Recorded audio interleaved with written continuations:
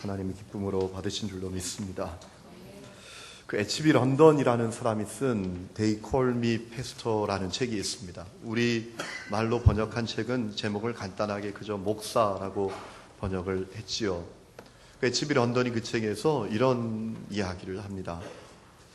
그가 이제 미국의 선교단체 가운데 하나인 Focus on the Family라는 선교단체에서 일을 하고, 그리고 이제 여러 미국의 내노라 하는 교회를 다니면서 강의를 하는 그런 사역도 하고 있었지만, 그는 자신이 31년 동안 사역하고 은퇴한 교회에서 담임 목회를 했던 그 시절, 담임 목사로 일했던 그 시절을 너무나 그리워한다는 거예요.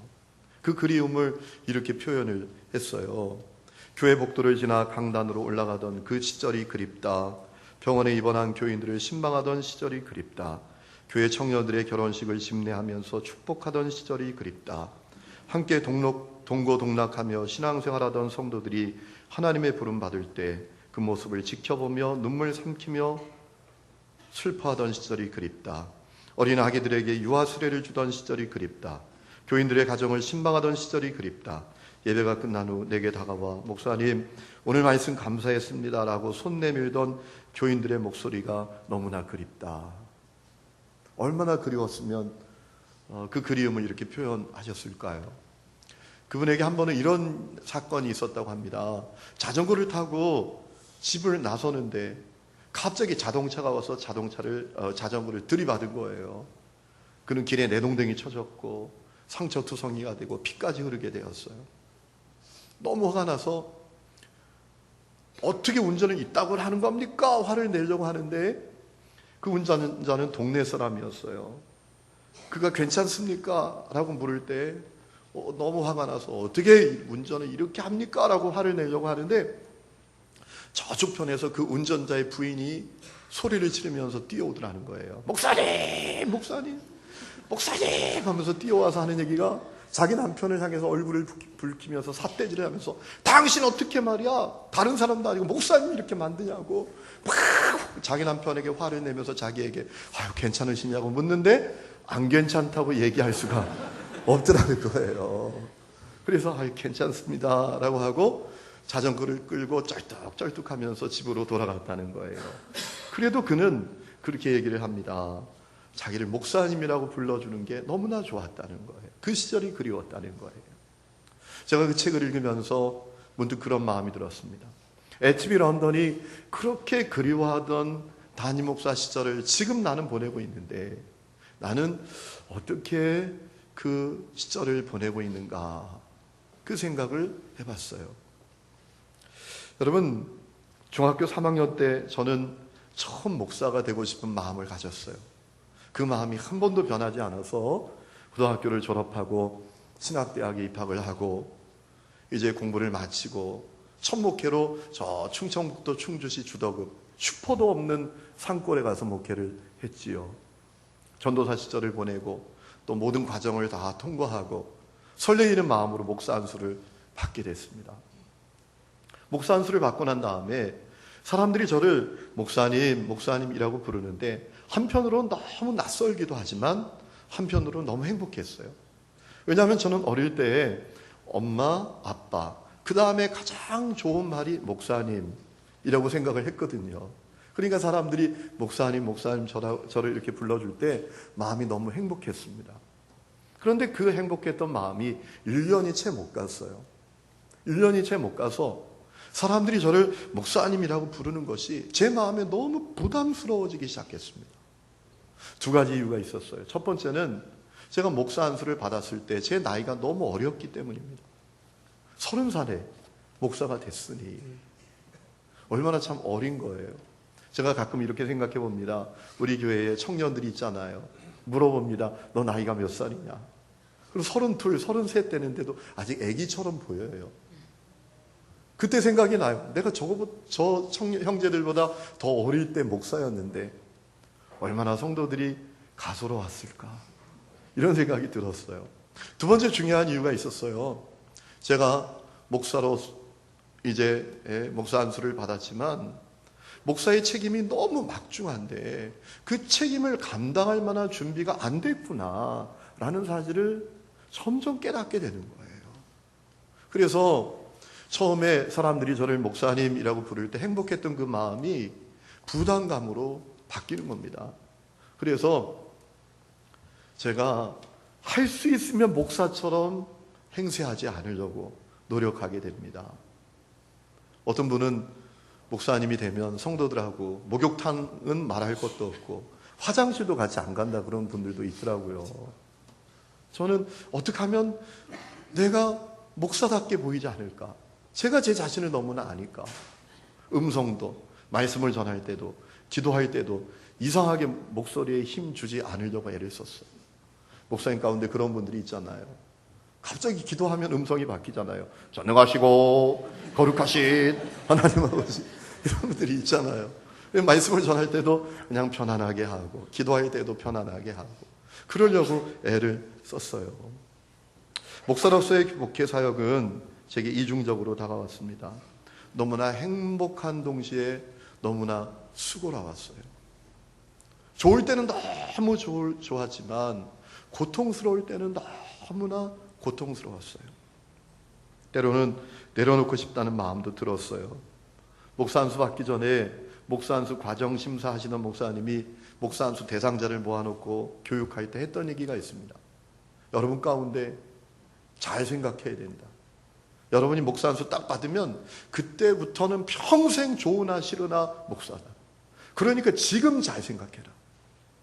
목사 안수 받기 전에 잘 생각해라.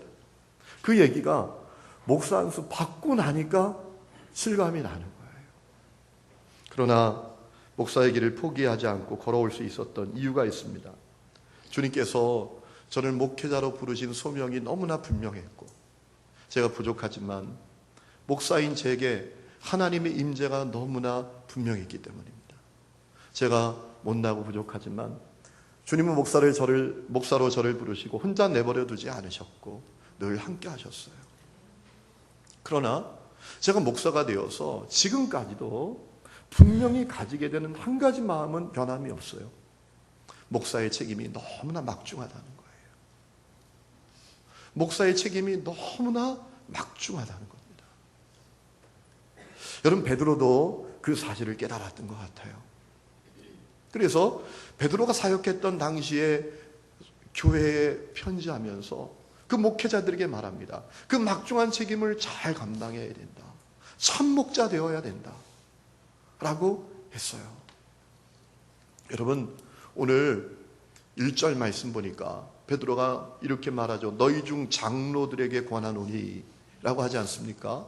여기서 말하는 장로란 단어에 대해서 우리가 잘 이해해야 하는데, 여기서 말하는 장로는, 여러분 성경에서 장로라고 할 때는 뭐 이런 뜻도 있어요. 한 지파의 장, 또 한 가문의 어른, 또 연장자를 가리키는 말이기도 한데, 신약에 와서는 이 장로란 말을 목회자를 가리키는 감독, 목자와 이게 교체하면서 쓰는 것을 보게 됩니다.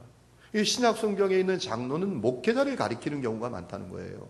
그래서 오늘 본문 1절에 보면 베드로도 내가 함께 장로된 자다라고 소개하고 있고요. 또 요한 2서를 보면 사도 요한도 자기를 장로라고 표현합니다. 목회자들에게 지금 베드로가 편지한다는 거예요. 여러분, 베드로는 목회자의 책임이 얼마나 막중한지를 절실하게 지금 생각하고 있는 겁니다. 왜냐하면 베드로가 사역하던 시대는요, 교회와 성도들이 엄청난 박해를 받아야 했기 때문입니다. 예수 믿는다는 그 이유 하나 때문에 손해를 겪고 손실을 당하고 사자굴에 던져지기도 하고 엄청난 고난을 받았어요. 그러니 그 어려운 때에 목회자의 책임이 얼마나 막중하냐, 목회자가 참목자 되는 것이 얼마나 중요하냐, 베드로가 그 사실을 알고 있었다는 거죠. 난세의 영웅이 필요하다는 얘기가 있잖아요. 난세에 참 목회자가 필요한 것을 알았기 때문에 베드로는 오늘 본문 1절에 보면 너희 중 장로들에게 권하노니 라고 하면서 참목자 될 것을 권면했던 거란 말이죠. 여러분, 베드로가 베드로전서 4장 17절에 중요한 이야기를 하나 했죠. 하나님의 심판이 하나님의 교회에서 먼저 시작할 때가 됐다. 그 심판이 어떤 심판인지 제가 말씀을 드렸죠. 알곡과 가라지를 가르는 심판이에요. 진짜 성도와 가짜 성도를 갈라내는 심판입니다. 교회에 박해가 몰아쳐 오면 알곡과 가라지가 갈라진다는 거예요. 그런데 베드로가 생각했던 중요한 것이 하나 있어요. 베드로는 목회자가 하나님의 집에서, 교회에서 진행되는 심판의 결과를 결정짓게 될 수 있다고 생각을 한 거예요. 목회자가 어떻게 사역하느냐에 따라서 성도들이 알곡 신자가 될 수가 있고 가라지 신자가 될 수도 있고 참 신자가 될 수 있고 가짜 신자가 될 수도 있다라고 생각했던 거예요. 여러분, 오늘도 마찬가지입니다. 작년에 한국 목회자 협의회라는 곳에서 우리 국민들을 향해서 설문조사를 했습니다. 한국인의 신앙의식조사. 그리고 또 학복협이라고 학원복음화협의회에서 대학생들을 대상으로 설문조사를 했습니다. 그 두 설문조사에서 공통적으로 나온 결과가 하나 있어요. 대학생도 국민들도 당신들이 왜 교회에 대해서 거부감을 갖고 있는가? 왜 젊은이들 당신들이 교회를 멀리하느냐? 라고 했더니 1, 2, 3 랭킹 안에 다 들었던 답이 있어요. 목회자들이 목회자답지 않다는 거예요. 그래서 교회를 멀리한다는 거예요. 베드로도 예수 믿는다는 그 이유 때문에 고난을 받는 상황 가운데 목회자가 참 목회자가 되는 것이 얼마나 중요한지를 깨닫게 됐어요. 목회자가 어떻게 사역하느냐에 따라서 성도들이 알곡 신자가 될 수도 있고 가라지 신자가 될 수도 있다라는 사실을 깨달았기 때문이죠. 그래서 오늘 본문 1절에 너희 중 장로들에게 권하노니 라고 하면서 참 목자 될 것을 쭉 권면하고 있다는 거예요. 여러분, 베드로가 가장 먼저 목회자들에게 참 목자 되어야 되는 것을 권면한 이유가 있습니다. 목회자가 하나님 심판의 첫 번째 대상이 되기 때문입니다. 여러분, 에스겔 9장을 보면 이런 말씀이 나옵니다. 하나님께서 하나님의 사자에게 말씀하십니다. 명령을 내리십니다. 이스라엘 백성들 가운데 우상 숭배하지 않고 범죄치 않은 사람들을 찾아다녀서 이마에 인을 치라는 겁니다. 그리고 그 다음에 이마에 인을 받지 않은 사람들, 다시 말하면 범죄하고 우상 숭배하는 사람들을 다 죽이는데 단서를 하나 붙여주셔요. 뭐라고 말씀하셨는가 하면 하나님의 성소에서 먼저 시작하되 성전 앞에 있는 늙은 자들로부터 심판을 시작하라 라고 했어요. 여기서 말하는 늙은 자는요, 나이가 많이 든 분들을 말하는 게 아닙니다. 늙은 자는 히브리어로 자켄인데요, 지도자라는 말이에요. 그러니까 하나님의 성전 앞에 있는 지도자는 누구를 말하는 거예요? 목회자들을 말하는 겁니다. 하나님의 심판의 첫 번째 대상은 목회자라는 거예요. 베드로도 그 사실을 너무나 잘 알고 있었기 때문에 오늘 너희 중 장로들에게 권하노니 목회자들에게 권하노니 라고 말하면서 참 목회자 되어야 된다고 권면했던 거죠. 그러면 베드로가 생각하는 참 목회자는 어떤 사람들인가요? 오늘 보면 2절부터 베드로가 참 목자된 목회자된 사람들의 세 가지 분명한 태도, 참 목회자된 사람들이 갖고 있는 분명한 세 가지 태도를 언급하고 있는 것을 보게 됩니다. 첫 번째는 뭡니까? 본문 2절에 보니까 이렇게 말해요. 너희 중에 있는 하나님의 양무리를 치되 억지로 하지 말고 하나님의 뜻을 따라 자원함으로 하며 그랬어요. 목회 사역을 하는데 억지로 하지 말고 자원하는 태도로 하는 것, 그가 참 목자라는 거예요. 여러분, 베드로에는 양을 친다는 것이, 하나님이 양을 친다는 것이 정말 놀랍고 벅찬 사명이었어요. 왜냐하면 그가 예수님 3번 부인하고 디베랴 호숫가로 가서 고기 잡으며 지낼 때 예수님이 찾아오시잖아요. 그때 예수님이 베드로 책망하지 않으십니다. 너 그래도 명색이 수석제자인데 그럴 수 있느냐? 이렇게 하시지 않으셨어요. 그를 책망하지 않으시고 오히려 아침 식사를 만들어 섬겨주시면서 아직도 날 사랑하니? 그러면 내 양을 먹이고 내 양을 쳐라 라고 말씀하셨어요. 베드로는 주님을 배신했지만 예수님은 베드로를 배신하지 않았어요. 베드로는 주님을 버렸지만 예수님은 베드로를 안 버리셨어요. 그리고 사명을 주셨어요. 하나님의 양들을 돌보는 사명을 주셨어요. 정말 놀라운 사명이었어요. 그런데 그 놀랍고 존귀한 사명을 베드로 사역 당시에 어떤 사람들은 말입니다, 억지로 하고 있는 사람들이 있었다는 거예요. 여러분, 자, 그렇다면 베드로 사역 당시에 어떤 목회자들은 왜 양을 돌보는 사역을 자원함으로 하지 않고 억지로 했을까요? 제가 그 문제를 가지고 묵상할 때 주님이 분명한 답을 하나 주셨어요. 마음이 없기 때문이죠.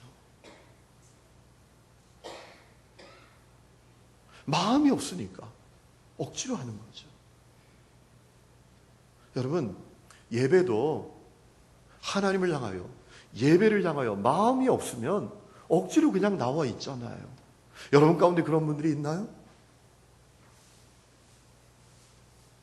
혹시 그런 분들이 있을지도 모르겠어요. 마음이 없으면 그저 억지로 와 있는 거 아니에요? 아이들도 공부에 대한 마음이 없으면 억지로 하잖아요. 흉내만 내잖아요. 마음이 없으니까 억지로 하는 거죠. 마음이 없으니까. 여러분, 그러니 그 목회자들의 사역이 얼마나 불행합니까? 고난받는 성도들에게 무슨 위로가 되고 격려가 되고 용기를 줄 수 있겠고 영적 감동을 줄 수 있겠어요. 제가 오늘 말씀을 묵상하면서 제 모습을 돌아봤어요. 나는 목회 사역을 자원함으로 하고 있는가, 억지로 하고 있는가?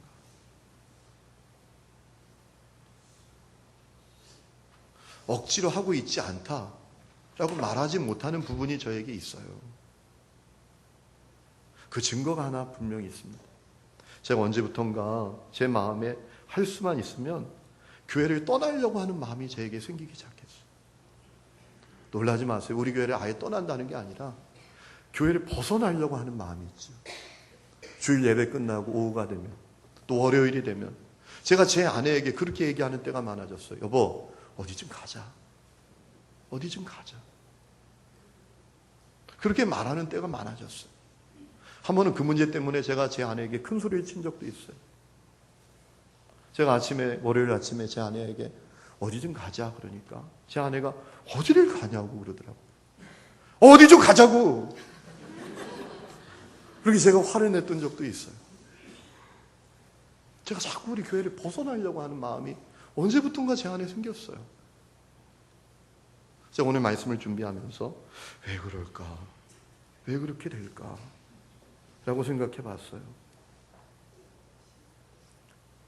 마음이 없는 거죠, 마음. 목회 사역이 그저 억지로, 의무적으로 하는 거예요, 의무적으로. 그러니까 틈만 나면 벗어나요. 제가 오늘 말씀을 준비하면서 제 사역의 여러 부분들, 말씀 사역, 양육하는 사역, 복음 전하는 사역, 성도들을 신방하는 사역, 기도하는 생활 다 점검해 보니까 억지로 하고 있어요. 의무적으로.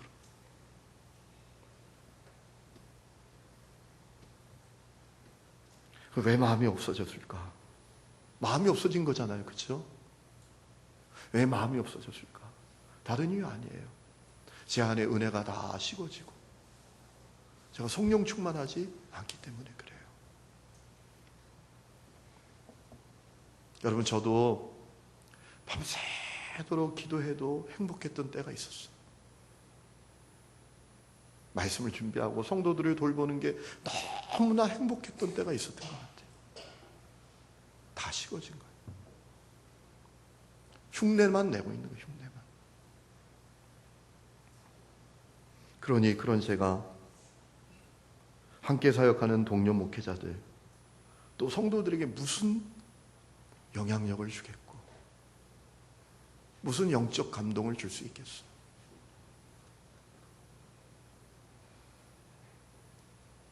성도 여러분,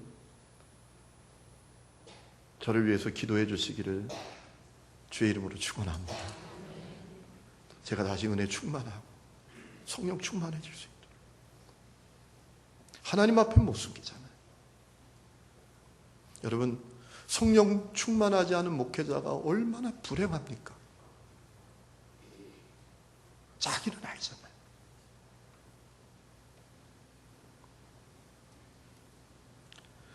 오늘 본문 2절을 보니까요, 베드로가 참 목자의 중요한 태도를 또 하나 얘기합니다. 더러운 이득을 위하여 하지 말고 기꺼이 하라 라고 했어요. 그러면 더러운 이득을 위하여 하지 말라는 것이 무슨 뜻일까? 제가 영어 성경을 읽어보니까 NIV 성경에 아주 우리가 이해하기 쉽게 번역을 해놨더라고요. 돈 욕심 때문에 하지 말라는 거예요. 영어 성경에 not greedy for money 라고 번역을 했더라고요. 돈에 대한 욕심 때문에 하지 말라는 거예요. 돈에 대한 욕심이 채워지지 않아도, 대가가 주어지지 않아도 기쁜 마음으로, 즐거운 마음으로 기꺼이 하라는 거죠.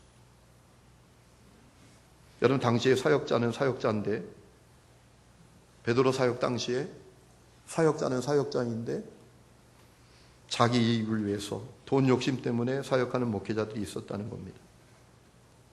여러분, 생각해보면 얼마나 비참합니까? 왜 그렇죠? 지금 성도들은 예수 믿는다는 이유 하나 때문에 엄청난 고난을 겪어요. 마음 둘 곳이 없어요. 죽을 것 같아요. 그런데 목회자라고 있는데 그 목회자가 돈 욕심밖에 없어.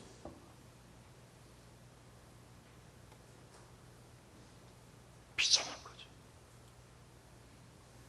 그래서 베드로가 더러운 이득을 위하여 하지 말고 기꺼이 하라, 기꺼이. 여러분, 그 문제가 베드로 사역 당시의 문제만 아닌 것 같아요. 오늘 목사님들이 얼마나 돈을 좋아합니까? 어떤 목사님이 유럽에서 나체촌에 있는 교회에 가서 설교를 하고 왔대요. 그랬더니 사모님이 물으시는 거예요. 당신 설교하면서 무슨 생각했냐고. 목사님이 한참을 뜸을 들이다가 그냥 설교하다가 교인들이 헌금을 할까 안 할까 생각을 했지. 사모님이 의외였어요. 나체촌이니까 목사님이 설교하다가 괜히 음란한 마음을 가졌을까 캐물었는데 헌금을 할까 안 할까 그 생각을 했다 하니까 왜 당신 그 생각을 했냐니까 이 사람들이 옷을 안 입고 왔으니까 돈은 어디다 넣어 갖고 왔나 그 생각만 들더라는 거예요. 그 생각만. 크게 웃어주세요. 유머입니다. 유머. 실제로 있었던 일이 아니라 유머예요. 그렇게 목사님들이 돈 좋아한다는 거예요. 돈에 대해 관심이 많다는 거예요. 하나님은 목회자들이 돈에 매이는 거 원하지 않으시죠. 그래서 디모데전서 5장을 보면 바울이 목회자들이 생활에 대해서 염려하지 않도록 적합한 사례비를 주라고 얘기하잖아요. 디모데전서 5장에 잘 다스리는 장로들은 배나 존경할 자로 알되 말씀과 가르침에 수고하는 이들에게 더욱 그리할 것이니라. 성경에 일렀으되 곡식을 밟았더는 소의 입에 망을 씌우지 말라 하였고 또 일꾼이 그 삭슬 받는 것은 마땅하다 하였느니라. 그러나 하나님은 목회자들이 돈에 매이는 것은 원하지 않으시지만 돈 욕심에 빠지는 것은 정말 원하시지 않으시죠. 왜 그렇죠? 목회자들이 돈 욕심에 빠지면 그의 신앙이 파손할 것은 말할 것도 없고 그의 목회 사역이 파손할 것을 알았기 때문이죠. 누가복음 16장에 보면 예수님이 그런 말씀하시죠. 하인이 어떻게 두 병의 집주인을 섬길 수 있냐. 마찬가지다. 사람이 하나님과 물질을 겸하여 섬길 수가 없다. 그러니 목회자들이 돈 욕심에 빠지면, 돈의 탐욕에 몰입하면 신앙생활 말할 것도 없고 사역이 안 돼요. 돈이 신인데. 바울도 디모데전서 6장에 그런 말씀 하잖아요. 부하려 하는 자들은 시험과 올무와 여러 가지 어리석고 해로운 욕심에 떨어지나니 그 사람으로 파멸과 멸망에 빠지게 하는 것이라. 돈을 사랑함이 일만하게 뿌리가 된다. 돈 욕심 빠지지 말아야 한다. 여러분, 목회자들이 돈 욕심에 빠지는 것이 정말 문제인 이유가 있습니다. 왜 그런지 아십니까? 여러분, 돈에 대한 욕심에 빠지면 돈 욕심에 빠지는 것이 문제인 것을 스스로 깨닫기가 어려워요. 제가 한번 예를 들어 볼까요? 여러분, 목회자가 불륜의 죄를 저지르고 있어요. 불륜의 죄에 빠졌어요. 그리고 그 목회자가 불륜의 죄에 빠져서 그 불륜을 저지르면서 가슴이 두근두근 할까요? 하죠. 내가 이러면 안 되는데, 내가 이러면 안 되는데, 그 생각을 할까요, 안 할까요? 예? 해요. 내가 이러면 안 되는데, 이거 그만둬야 되는데, 이 생각을 합니다. 불륜의 죄는. 음란의 죄에 빠지면 그 마음을 가져요. 그런데 돈의 탐욕의 죄에 빠지면요, 그것이 문제인 것을 스스로 깨닫기가 어려워요.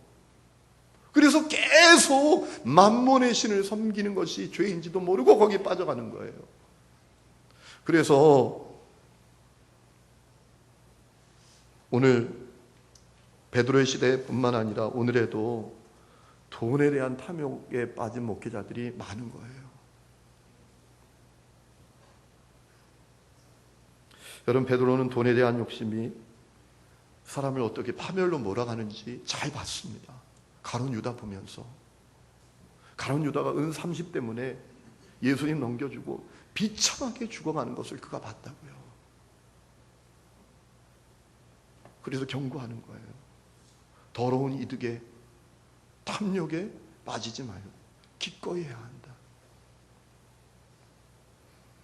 여러분, 물질에 대한 탐욕이 목회자들에게 정말 문제인 또 하나의 이유가 있어요. 목회자가 물질에 대한 탐욕에 빠지면요, 성도들의 고민, 상처, 아픔, 문제, 거기 관심 갖기 어렵습니다. 왜요? 마음이 콩밭에 가 있는데. 여러분, 마음이 콩밭에 가 있다, 이 말을 우리가 많이 사용하죠. 제가 오늘 말씀을 준비하면서 저도 모르게 마음의 콩밭이 가 있다 라는 원고를 써놓고 마음이 콩밭에 가 있다는 말이 왜 생기게 된 걸까라고 찾아봤어요. 그랬더니 이런 이유가 있더라고요. 조선시대에 소작농들이 많았잖아요. 여러분, 소작농들이 1년 동안 주인의 농사를 줘봐야 얼마나 줍니까? 조금 줘요. 그러니까 이 소작농들이 짜투리 땅에다 콩을 몰래, 주인 몰래 심어 놓는데요. 그리고 그들의 마음이 본래 농사에는 마음이 없고 콩 심어 놓은 거, 거기에 마음이 있다는 거예요.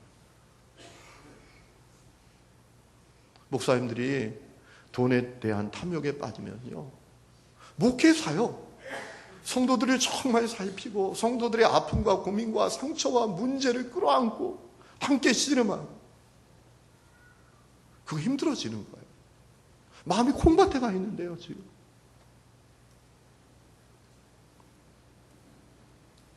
저는 오늘 말씀 준비하면서 제 모습을 보았어요. 나는 성도들의 문제, 필요, 상처, 아픔을 정말 잘 알고 있는가? 그렇다고 말할 수 없었어요. 피상적으로 그냥 알고 있다. 왜냐하면 제 안에 돈에 대한 탐욕, 내 유익에 대한 탐욕이 가득했기 때문에 그렇죠. 제가 부산에 사역할 때 교회 혼자 나오시는 여자 성도님이 계셨어요. 정상애라는 성도님이셨어요. 이분이 팔이 부러져서 병원에서 수술 받다가 더 큰 문제가 생겼어요. 팔 수술 받다가 치명적인 바이러스가 수술실에서 이게 들어간 거예요. 그래서 어떤 항생제를 써도 아물지를 않아요. 계속 이 피부 조직이 괴사돼요. 야, 이거 참 병원에서 수술 받는 것도 큰 문제더라고요. 병을 고치러 갔다가 더 큰 병을 얻게 된 거예요. 그래서 이분이 부산에서 그걸 고쳐보려고 하다가 안 돼서 서울에 있는 병원에 와서 수술을 받고 입원을 해 있게 됐어요. 그런데 문제는 제가 서울로 그분 신방 가기가 너무나 힘든 것입니다. 이상하지요. 돈도 좀 있고 교회에서 영향력도 있는 권사님이 서울 병원에 입원했을 때는 제가 교인들까지 대동해서 금방 갔어요.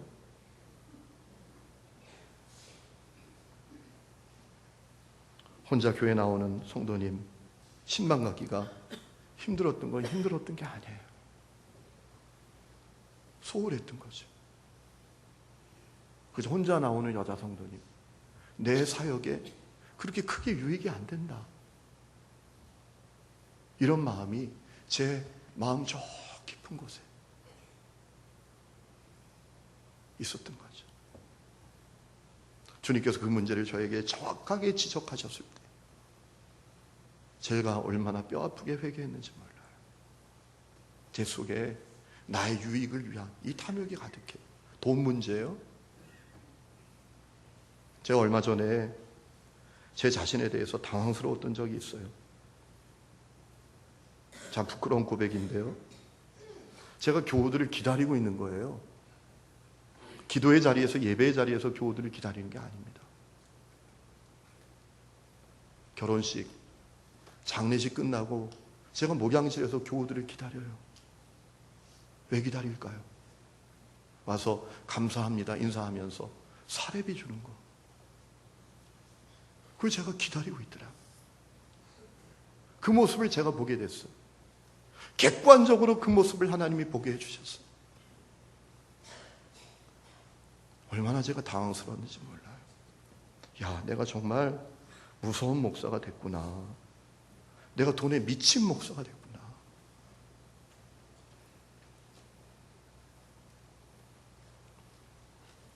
여러분, 제가 그렇게 돈 욕심에 빠져 있는데 어떻게 성도들의 아픔, 상처, 고민 헤아릴 수 있겠어요? 마음이 콩밭에가 있는. 성도들은 지금 전쟁터 같은 세상에서 살아남느냐 사라지느냐 그 문제 가지고 힘들어하는데 돈 욕심에 빠져 있습니다.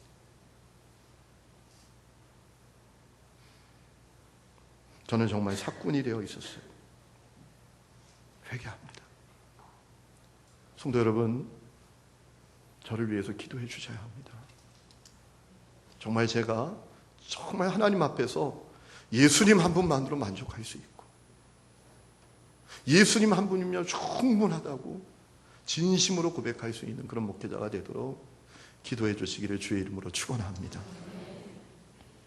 오늘 3절에 또 베드로가 참목자의 사역 태도 세 번째 얘기합니다.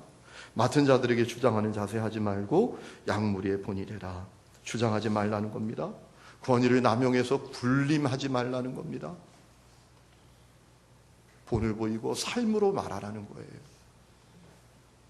여러분, 목회자가 주장하기 쉽지요? 교회 안에 작은 군주처럼 행세하기가 쉽지요? 왜 주장할까 생각해 봤어요.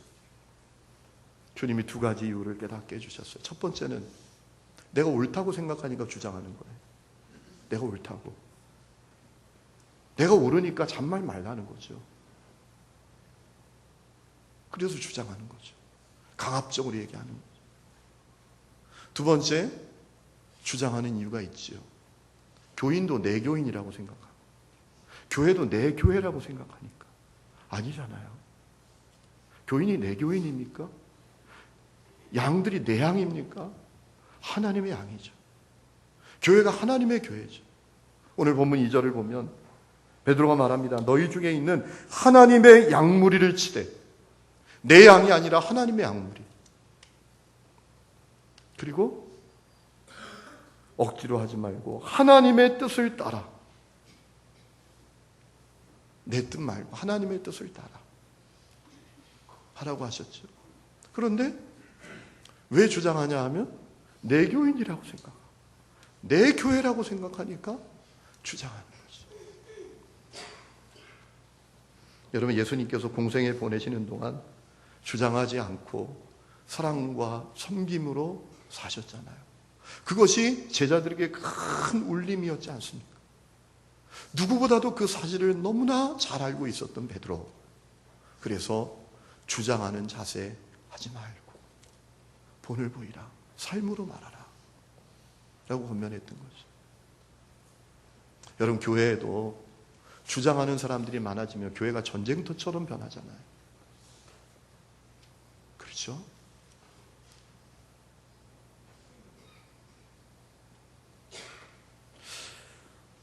이런 얘기가 있어요. 어떤 사람이 천국에 가서 안내하는 천사를 따라서 천국을 구경했대요. 어느 방 하나를 열었더니 사람 혀가 가득하게 쌓여있는 거예요. 깜짝 놀라서 이게 뭐냐고 도대체. 그랬더니 천사가 얘기하더래요. 목사들 혀라고. 목사들 혀. 얼마나 말을 잘하는지 혀만 왔다고. 혀만 천국에. 또 한 방에 갔더니 귀만 가득하게 찼더래요. 이게 도대체 뭐냐? 라고 물었더니 성도들 귀라고. 얼마나 얘기를 잘 듣기만 하는지. 귀만 왔다고. 그런 얘기가 있어요. 참 우리가 웃어야 되는지 말아야 되는지. 여러분, 저는 오늘 말씀을 보면서 제 모습 돌아봤어요. 아직도 제 안에 죽지 않는 자아가 있어요. 제가 젊은 목사잖아요. 주장하는 자세가 있어요. 그래서 성도들이 아니요 라고 할 때 견디지 못하는 마음이 제 안에 있어요. 겉으로는 아이 뭐 그렇게 얘기할 수도 있으시죠 라고 하지만 제 안에는 부글부글 하는 마음이 있어요. HB 런던이 아주 중요한 이야기를 하나 했어요. 교회가 쇠퇴하는 원인이 뭐냐? 세상 환경의 변화 때문이 아니라 주님으로부터 권력을 빼앗아 마음대로 주무르고 싶은 목회자에게 있다라고 했어요. 찔림이 있었어요. 교회가 쇠퇴하는 원인이 뭐냐? 세상 환경 때문이 아니라 주님이 주인이시고 주님이 주도권을 갖고 계신데 그걸 빼앗아서 자기 마음대로 주무르고 싶은 목회자 때문에 교회가 쇠퇴하고 있다 라고 했어요. 여러분, 저를 위해서 기도해 주시기를 부탁을 드립니다. 주장하는 자세 하지 말고 삶으로 말할 수 있는 목회자 되도록 기도해 주셔야 합니다. 오늘 본문을 보면 베드로는 참 목자가 될 수 있는 중요한 비결을 하나 알려줍니다.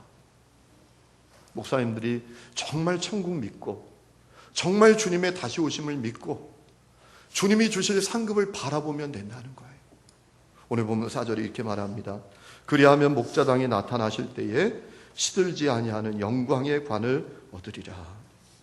목자당 되시는 주님이 반드시 다시 오시는데 그분이 목회자들에게 놀라운 상급을 주신다는 거예요. 여러분, 목사님들이 정말 이걸 믿으면 참 목자 될 수 있어요. 그런데 저부터도 그거는 다음 문제고 이 땅에서 잘 살았으면 좋겠어. 이 땅에서 편안하게 살았으면 좋겠어. 그 마음이 더 크니까 문제죠. 한 가지 말씀드리고 오늘 말씀 마치려고 합니다. 스펄전 목사님이 나이가 들고 몸이 쇠약해져서 평생 사역했던 교우들에게 내가 이제 이 교회를 사임해야 되겠다고 얘기를 했었대요. 그랬더니 전 교인이 일어나서 반대하는 거예요. 그래서 스펄전 목사님이 다시 얘기했다는 거 아닙니까? 이 몸으로는 한 달에 한 번 설교할 수 있을까 말까 합니다. 그렇게 불충하게 목회를 하면 되겠습니까? 저를 이제 좀 쉬게 해 주십시오. 그랬더니 성도들이 물러서지 않고 목사님, 한 달에 한 번밖에 설교를 못 하셔도 좋으니 제발 그만둔다는 말씀을 하지 마세요. 그때 다시 스펄전 목사님이 얘기했다고 해요. 지금이야 한 달에 한 번이라고 제가 말하지만 그 다음 달에는 한 달에 한 번도 설교를 못 할 수 있어요. 그랬더니 성도들이 그렇게 얘기했다는 겁니다. 우리는 우리 교회 목사님이 스펄전입니다. 그것만으로 만족하고 그것만으로 기쁩니다. 그러니 제발 그만둔다는 말씀하지 마세요. 그렇게 얘기했다는 거예요. 저는 그것을 읽으면서 제 안에 기도가 간절했어요. 주님, 저를 향해서 우리 교황도들이 목사님이 우리 교회 목사님인 거 그거 하나면 됩니다. 그거 하나만 우리는 만족하고 기쁩니다. 저도 그런 얘기를 들었으면 좋겠어요, 주님. 기도는 했지만 그러기엔 제 모습이 너무나 부족해요. 회개할 게 너무 많아요. 제가 여러분 앞에 감히 고백하지 않은, 지금 고백하지 못한 죄가 제 안에 있어요. 그래서 오늘 말씀의 제목도 사실 말씀을 준비하다 보니까 설교 제목을 바꿀 수밖에 없었어요. 담임 목사 회개 보고서. 담임 목사 회개 보고서. 성도 여러분, 제 부족함 회개합니다. 제가 참 목자 될 수 있도록 기도해 주시기를 주의 이름으로 축원합니다. 이 시간에 우리 찬양 하나 부르고 기도하는 시간을 갖겠습니다.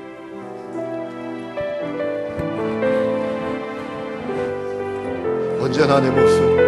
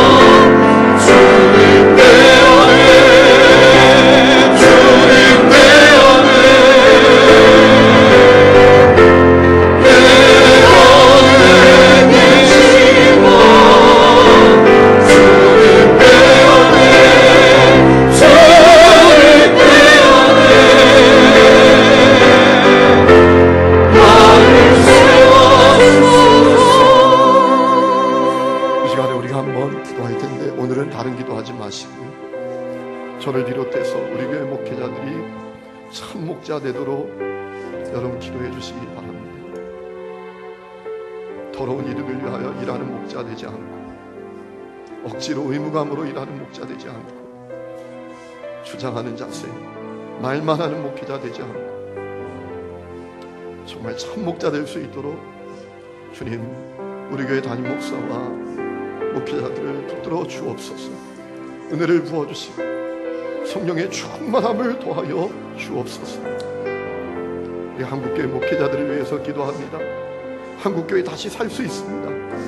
목회자들이 참 목회자로 세워지면 한국교회 다시 살 수 있습니다. 우리가 그 기도만 할 텐데, 이 시간에 3부 예배에 참여한 우리 장로님들 부탁드립니다. 강단으로 올라오셔서 저를 붙들고 기도해 주시면 좋겠습니다. 우리 시간에 간절히 주님 앞에 우리 교회 담임 목사, 또 부목사님들, 전도사님들, 주님 참목자 되게 해주십시오. 그래서 우리 교회가 살게 해주십시오. 한국교회가 살게 해주십시오. 우리 함께 기도하는 시간이 되겠습니다. 기도합니다. 하나님 아버지, 이 시간 아버지 우리 교회 목회자들을 위해서 기도합니다. 아버지 주님께서 이를 붙잡아 주시고 아버지 온전히 아버지 주의 길을 가는 주의 종들이 아버지 주님을 바라보고 흔들리지 않는 믿음의 길을 걸어갈 수 있는 것을 주시사오니 아버지 함께하여 주시옵소서. 하나님을 사모하는 것 함께 해주시고 성도들을 품고 아버지 주님이 원하시는 아버지 하나님의 나라를 이끌 가운데 넘쳐나는데 아버지 최선을 다하며 아버지 열정을 다하며 아버지 믿음으로 전하는 말씀들을 보내주시도록 믿기서 있는 줄 믿습니다. 아버지 역사하여 주시옵소서. 하나님 함께하여 주시옵소서. 주님을 바라보며 아버지 주님의 나라를 위하여서 아버지 희생하고 아버지 눈물을 말씀을 살게 되도록 줄 믿습니다. 오 하나님 우리의 주목사님과 아버지 전도사님들 아버지 주의를 감당할 때에 아버지 우리의 마음의 열심과 아버지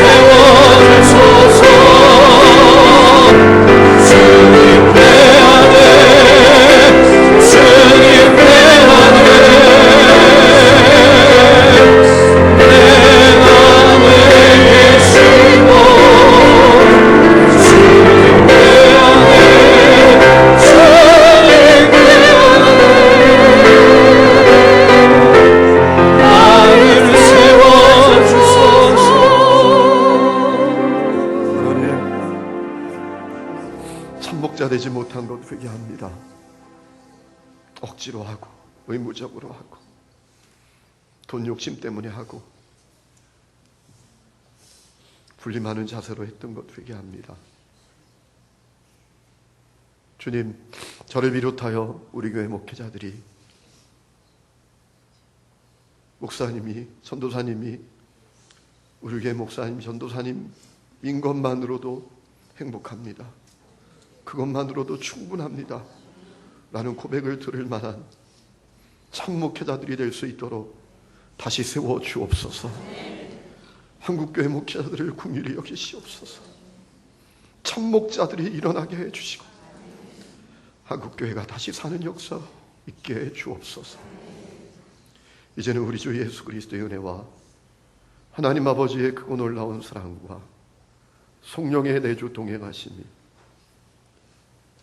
사랑하는 모든 성도들과 그 가정과 사업과 자녀들과 우리가 사랑하는 이 도시와 민족과 열방 위에 지금부터 영원토록 함께 해주시기를 간절히 축원하옵나이다. 아멘.